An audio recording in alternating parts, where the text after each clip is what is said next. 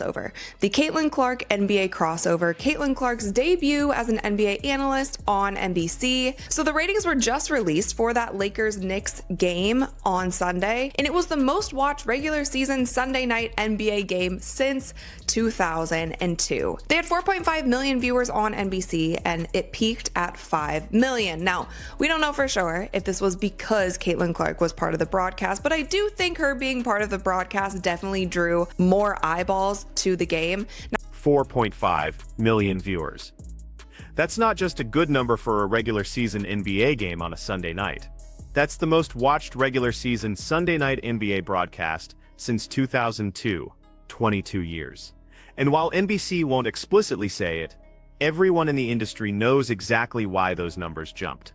Caitlin Clark spent 13 minutes on that broadcast, and suddenly, millions of people who don't normally watch NBA basketball on Sunday nights decided to tune in. But here's what makes this fascinating. NBC's Rick Cordella didn't just praise her performance with generic compliments, he specifically highlighted her understanding of the game and her ability to communicate clearly. Those aren't throwaway lines. That's network executive language for we want her back and we're willing to build around her.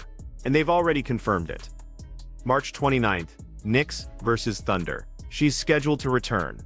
They're not treating this like a one-time publicity stunt. They're integrating her into their NBA coverage strategy. Broadcast. And I feel like that was a given. Like, I couldn't see Caitlin Clark being nervous in that situation because she has been on the biggest stages throughout her entire career, especially at Iowa. If you want to talk about that Iowa national championship game against South Carolina, they had over 20 million people who tuned into that game. So it seems like with Caitlin Clark, she rises to the occasion. But NBC also said that they are planning to bring Clark back later this season. Think about what that Iowa national championship game represented.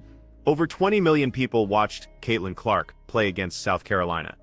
That's not a WNBA record. That's a cultural moment. She's been performing under that level scrutiny since college. So when NBC puts her in front of 5 million viewers alongside Maria Taylor, Carmelo Anthony, and Reggie Miller, that's not pressure for her. That's a Tuesday. And this is where the business calculation gets interesting. NBC didn't just get the NBA rights back after years away. They paid a premium for those rights, and they're being extremely intentional about how they cover the league. They want positive energy, they want fresh perspectives, and they want to attract viewers who might not be traditional NBA fans. Caitlin Clark checks every single one of those boxes. She brings her own audience, she brings credibility as an active professional player, and she brings a perspective that's different from retired NBA players analyzing the game. In a while. Now, this next thing is kind of random, but I did want to bring it to your guys' attention. So it was going around social media that Coach Brandon Payne, aka Steph Curry's shooting coach, so he is a performance coach. He's most famously known for working with Stephen Curry. He was at Butler, and he posted this in his Instagram story. He said, one of the best college venues in college basketball. Always fun to be at Butler, in a gym where Hoosiers was filmed. And a lot of people were wondering, like, why is he at a random college in Indianapolis? And now here's where things get really interesting, and this is pure speculation right now, but the internet detectives have been connecting some dots. Brandon Payne, Steph Curry's shooting coach, posted an Instagram story from Butler University in Indianapolis. He specifically mentioned it's where Hoosiers was filmed, talked about how much he loves that venue. Completely random post, right? Except Brandon Payne doesn't just show up at random college gyms in Indianapolis for no reason. And this isn't the first time he's been spotted in Indiana recently. Fans have documented multiple sightings over the past few weeks. Now combine that with the fact that he's posted about Caitlin Clark's shoes before. He's shown support when Steph wore her PE during warm-ups. The connection is there. The question is whether it's professional or just mutual respect between two of the best shooters in basketball. Caitlin Clark. And I know that we've done the Steph Curry and Caitlin Clark comps. Take everything else out of their game. Both of them are currently the best shooters in their respective leagues. And so it would be really exciting to see her working with a high-level trainer like this. So I just wanted to put that on your radar. Nothing is confirmed. This is all speculation, but it would be kind of cool if those two start working together. I also still would love to see a a Caitlin Clark versus Steph Curry 3-point shootout. Now, we have NBA All-Star coming up next week. It doesn't seem like she's doing that. And she has always said that she wants her first 3-point contest to be in the WNBA All-Star weekend. She was supposed to do it last year in Indiana, but she was injured for it. But I'm still hoping that in some world we can make that happen at NBA All-Star or maybe at WNBA All-Star. If Brandon Payne is actually working with Caitlin Clark, this would be a massive development for her game. We're not talking about a generic skills trainer. This is the performance coach who helped transform Steph Curry from an elite shooter into arguably the greatest shooter in basketball history. The man understands shooting mechanics at a level that very few people in the world can match. And the comparison between Steph and Caitlin isn't just lazy analysis. Both of them are currently the best shooters in their respective leagues. Both of them have range that fundamentally breaks defensive schemes. Both of them force opponents to guard them differently than any other player. If you remove everything else from their games and just focus on shooting ability, the parallel is legitimate. So the idea of Caitlin working with the same coach who refined Steph's mechanics to that level makes perfect sense. The timing would be ideal too. She's coming off her rookie season, she has the entire offseason to work on her game, and she's already shown she wants to keep improving. Remember, she was supposed to participate in the 3-point contest at WNBA All-Star Weekend in Indiana last year, but she was injured. She's been clear that when she does her first 3-point contest, she wants it to be in the WNBA.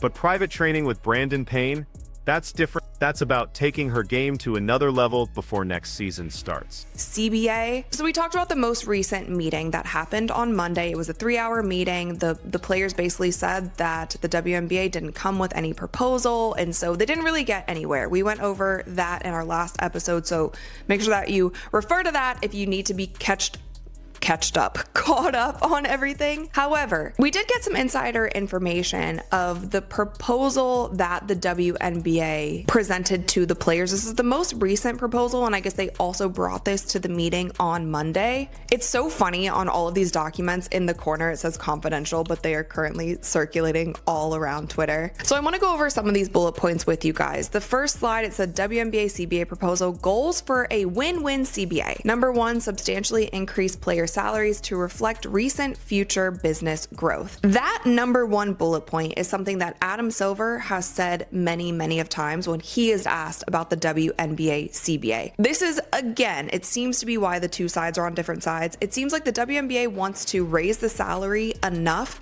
to where they don't have to give a percentage of this gross revenue that the players want. And that's where the players are feeling like there's such a disconnect, because it seems like they would prefer the revenue split over the salaries just increasing. But again, you can see here, substantially increased player salaries, which they have, by the way. They've increased the salaries like 6 times the amount of what they used to be. Number 2, promote business health and profitability. And that has been such a big thing in all of these, and a lot of fans have chimed in like the WNBA has never been profitable. And the WNBA is still young, you guys. It is going into its 30th season, and when we did the comparison of WNBA salaries in their 30th season, if they take this deal, and NBA salaries in their 30th season, and obviously we did the math for inflation, all those things, the WNBA players will actually be making more than NBA players were in their 30th season. So that's why I just don't think this deal is such a bad deal like all of the players seem to think it is, but the WNBA is still focused on good business health and profitability. Number 3, maintain incentives for team and league investments. Now, this next slide shows just how much their salaries will be increased. And you can see prior to the 2025 CBA, the max salary was $250K. Now, if we look at 2026, the max salary will be $1.295. In 2031, that will go up to $1.87 million. And in 5 years, the higher revenue scenario could be up to $2.4 million. That could end up being the max salary in just 5 years. So that's basically doubling the max salary in just 5 years. So this is obviously, they are projecting huge growth if they go with the model that they have presented. And then if you look at the average player salary, it's also very similar. $120,000 is prior to this CBA. In 2026, the average player salary would be $540,000. In 2030, the average salary will be around $7 $780,000. But if there's more revenue that's coming in, that could be an average salary of $1 million. Now, this last slide is what has everybody in a tizzy, okay? And there is 37 bullet points here. I'm not going to go over all of them. I don't want to bore you guys with that, but it's a summary of the CBA improvements. The thing that everybody has their eyes like lasered in on is the last two bullet points, which is complimentary all-star tickets for all players and free WNBA league pass. Those are the two of the dumbest things to focus on, honestly. I don't know if they didn't have WNBA league pass or if this was already part of it and they're just adding it to their, I just don't know. This is so dumb to be focusing on all-star tickets for all players and WNBA league pass, but that has been the thing online that everybody has lasered in on. There are some things that I do think that are more important in this graph that I want to break down with you guys. I think number 7 is a very important one, more allowable guaranteed contracts per team. I think number 9 is a very important point, 2 new developmental player roster spots. I have been such an Now let's talk about what everyone in the WNBA world has been obsessing over for the past week. The CBA negotiations and these leaked documents that say confidential in the corner, but are somehow circulating all over Twitter. This is the WNBA's most recent proposal to the players, and it gives us the clearest picture yet of where the two sides actually stand. The league's goals are straightforward. Number 1, substantially increased player salaries to reflect recent and future business growth. That exact phrase, substantially increased player salaries, is something Adam Silver has repeated in almost every interview when he's asked about the CBA. It's the league's primary talking point. Number 2, promote business health and profitability. And this is where the fundamental disagreement lives. The WNBA has never been profitable in its 29-year history. They're going into their 30th season. When you compare WNBA salaries in their 30th season to NBA salaries in their 30th season, adjusted for inflation, WNBA players will actually be making more money than NBA players were at the same point in their league's history. But the players don't want to hear about historical comparisons. They want a percentage of gross revenue similar to what NBA players get. The WNBA is offering massive salary increases instead of revenue sharing, and that's the disconnect. Look at these numbers. Prior to this CBA, the max salary was $250,000. Under this proposal, in 2026, the max salary jumps to $1.295 million. By 2031, it goes up to $1.87 million. And in a higher revenue scenario, which the league is clearly projecting based on the growth they've seen, the max salary could hit $2.4 million in just 5 years. That's not incremental growth. That's the max salary nearly doubling in 5 years. Average player salary follows the same trajectory, currently $120,000. Under this proposal, the average salary in 2026 would be $540,000. By 2030, $780,000. And in a higher revenue scenario, the average player could be making $1 million. Think about what that means. The average WNBA player, not the stars, not the max contract players, but the average player could be making 7 figures within the next 5 to 6 years. Advocate for expanding the rosters before you expand the league and get new teams in the league. I think that there needs to be more roster spots. We saw so many times last season where there were so many injuries and there was hardship contract after hardship contract and teams just didn't have enough players, period. They did not have enough players. Developmental player roster spots, I think, will help a little bit with that. That's a step in the right direction. Number 16 was very interesting to me. Recognition payment for current retirees. What is that? That means that they're going to pay players that are currently retired. How far back are we going? Are we going back from like the beginning of the WNBA? I don't really understand that point. Number 17, increase per diem with annual cost of living increases. Now, number 17 is interesting because one of the sticking points in this CBA has been the housing. The ladies still want the WNBA to pay for their housing even with these increased salaries, but here they are offering increased per diem. But the rest of these points, I'll make this full screen if you guys want to pause the video and check all of them out. And if you are listening to this on audio, I will put this in the community tab on my YouTube page if you want to check out all of the bullet points. But this was very interesting that this information was leaked because it says it was confidential, or possibly, I don't know, maybe the WNBA let this information out so they could show exactly what they are offering. But then you get to the bottom of that leaked document, and this is where social media lost its mind. 37 bullet points of CBA improvements. And the last 2 bullet points are complimentary all-star tickets for all players and free WNBA League Pass. People saw those 2 items and immediately started mocking the proposal. Free League Pass? Complimentary all-star tickets? That's what you're offering professional athletes? But if you actually read through the entire list, there are some significant improvements buried in there. Number 7, more allowable guaranteed contracts per team. That's huge for player security. Number 9, 2 new developmental player roster spots. This is something the league desperately needs. Last season was plagued by injuries, and teams were signing hardship contract after hardship contract because they literally didn't have enough healthy players. Rosters need to expand before the league adds more teams. You can't dilute the talent pool further when teams are already struggling to field complete rosters. Number 16 caught my attention. Recognition payment for current retirees. What does that mean exactly? Are they going back to players from the league's inaugural season? How far back does this recognition payment extend? And how much money are we talking about? That's a significant commitment if they're genuinely compensating retired players who built the foundation of this league.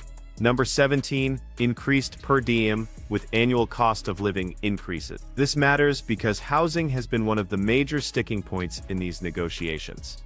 Players want the league to pay for their housing even with these increased salaries. The league is offering increased per diem instead. That's a fundamental disagreement about how compensation should be structured. Because we're in such a monumental time with what's happening in women's sports, and we don't want to lose that. That becomes a theme in this conversation, is her saying that she feels a little bit torn. She's saying that she wants to focus on Unrivaled, but she also wants to make sure that this CBA gets done. And we'll get to more of that later on. Let's continue. Like you said, you're comparing apples to oranges. The W and the NBA, like, contracts are vastly different. Very skewed, yeah. So it's like, yeah, the top 10, maybe 15 players can survive without a W contract. Right. But the rest, it's like, no, you don't want to go that much without getting paid.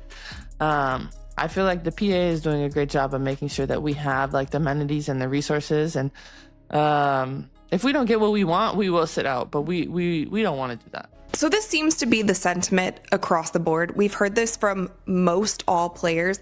They are prepared to sit out. They don't want to sit out. But can I also remind you guys, like, them striking right now doesn't really do much. They're not in the season. It's not like they're not showing up to work. They have no work to be going to. So a strike, I don't even think would be effective at this point in time. They need to continue to keep these lines of communication open if all of them are in it to have a season and to get this CBA done. But I do think it's interesting that she's saying that the Players Association is getting ready for that. They want to have the resources so that the players have somewhere to go, and she kind of alluded to it there. So they're kind of preparing for it if they have to. And they're actually not the only place that is preparing for it. Unrivaled is also a place that is preparing for a strike, and we've heard it from other players. Like, we've heard Natasha Cloud say, if there's a strike or there's a lockout in the WNBA, everybody can go and play in Unrivaled. Which brings me to my last point on Unrivaled. You know, I know a lot of people are kind of like hating about being a part of Unrivaled and also trying to negotiate the WNBA, but it's like, I want two things to both be successful. And literally that's how I'm looking at it. Like, I'm looking at this from a pure business standpoint and how things can be great for everyone. I think that Unrivaled, the only thing that Unrivaled is showing is positive. When you show players on social media or in games or wherever the case may be, people watch. Right. So we can't not have that for our summer season in the WNBA. And this is where a lot of people from the beginning have been calling it a conflict of interest, because it clearly is. And I'm not saying that Breanna Stewart. And this is where Breanna Stewart's position becomes genuinely complicated. She launched a podcast with Miles Turner called Game Recognize Game, and she addressed the CBA negotiations directly. She admitted her brain is hurting. She wants to be present at Unrivaled, the 3-on-3 league she co-founded, But she's also part of the executive committee negotiating with the WNBA. She's trying to balance two competing priorities, and she acknowledged that tension explicitly. Here's her exact situation. She said the top 10, maybe 15 WNBA players could survive without a WNBA contract. They have enough endorsement money, enough outside income. But everyone else? They need that WNBA salary.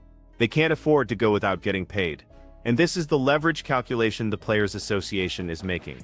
They're preparing for a potential strike. They're making sure players have resources and somewhere to go if negotiations break down completely. But here's the conflict of interest that people have been pointing out since the beginning.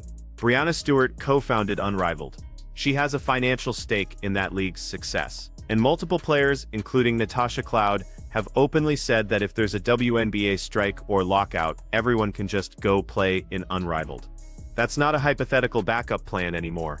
That's a legitimate alternative that's being discussed publicly. Breanna said it herself, "I want two things to both be successful. She wants Unrivaled to succeed, and she wants the WNBA to succeed.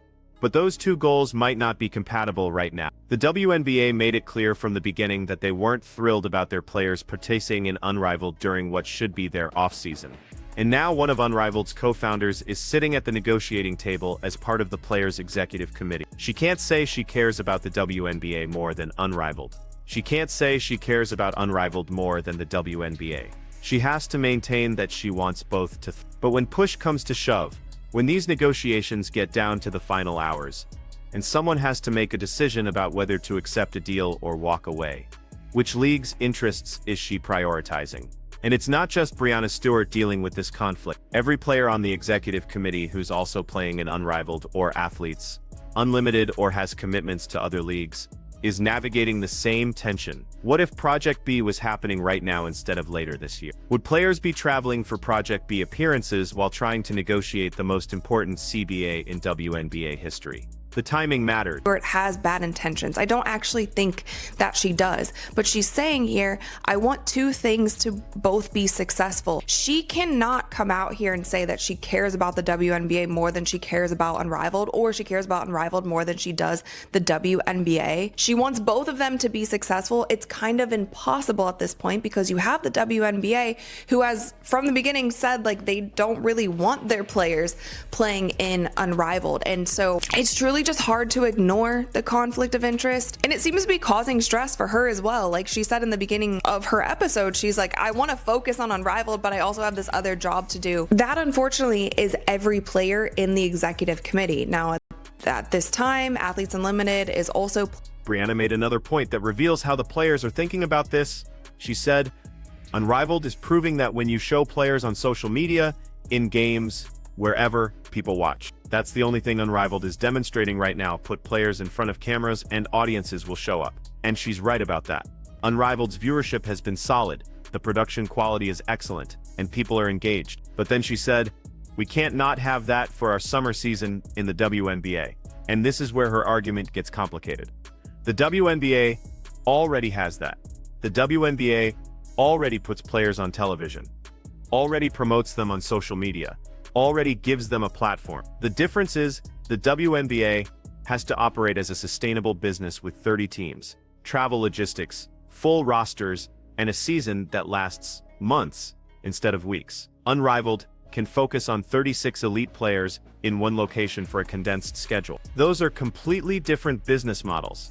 So when Breanna says she's looking at this from a pure business standpoint, which business is she analyzing? Because the business model that works for Unrivaled doesn't automatically scale to what the WNBA needs to do. And the business health that the WNBA is trying to protect in these negotiations directly impacts whether teams can afford to pay these increased salaries that players are demanding. This conflict of interest isn't theoretical anymore. It's playing out in real time, and it's affecting how these negotiations are progressing. The WNBA came to Monday's meeting, which lasted 3 hours, and according to the players, the league didn't bring any new proposals. They presented the same offer we're seeing in these leaked documents. So, after 3 hours, both sides walked away without making progress. That's not a good sign when the season is supposed to start in a few months. The players are prepared to strike.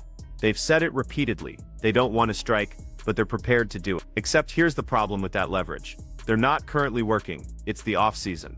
A strike right now doesn't have the same impact as a strike would during the season. The WNBA isn't losing revenue from games that aren't happening. Fans aren't missing games they weren't going to watch yet.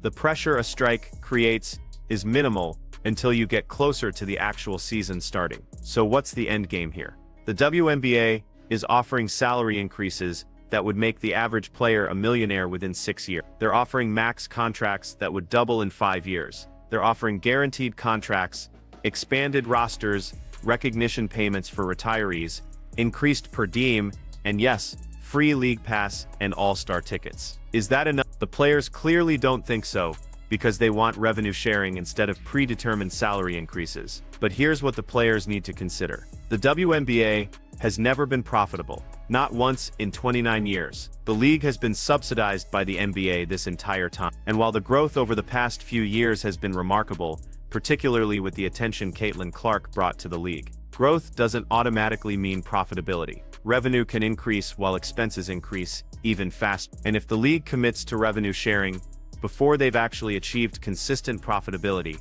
they're gambling with the financial stability of the entire league. The NBA didn't have revenue sharing in their 30th season. They built toward it over decades. As the business stabilized and grew, the WNBA is trying to do the same thing, just on an accelerated timeline because of the recent growth. But the players want to skip ahead to the revenue sharing model without going through the financial foundation building that the NBA went through. So who's right here? Is the WNBA being greedy by offering massive salary increases but refusing revenue share? Or are the players being unrealistic by demanding a percentage of revenue from a league that's never been profitable? You can't say both sides are right. This is a zero-sum negotiation at this point. Either the league agrees to revenue sharing, or the players accepts the salary structure the league is offering. And the clock is ticking. Every day, these negotiations drag on without resolution is another day closer to the season potentially being delayed. Every public statement from players about being prepared to strike is another signal to fans that this might not get resolved smoothly. Every leaked document that says confidential but ends up all over social media is another indication that trust between the two sides is breaking down. Breanna Stewart said her brain is hurting from trying to balance unrivaled and CBA negotiations. But every player in the league is watching these negotiations and wondering whether they're going to have jobs in a few months. Every fan who got excited about the WNBA's growth last season is wondering whether that momentum is about to evaporate because the league and its players can't agree on how to split money that doesn't exist yet. This isn't just about salaries anymore. This is about whether the WNBA can capitalize on the biggest growth opportunity in its history, or whether internal conflict is going to derail everything right when the league finally has mainstream attention. The NBA is putting Caitlin Clark on national broadcasts and getting record rating. Unrivaled is proving there's an audience for women's basketball year-round. The infrastructure for growth is there. But none of that matters if the WNBA and its players can't figure out how to build a sustainable business model together. So here's the question you need to answer. Should the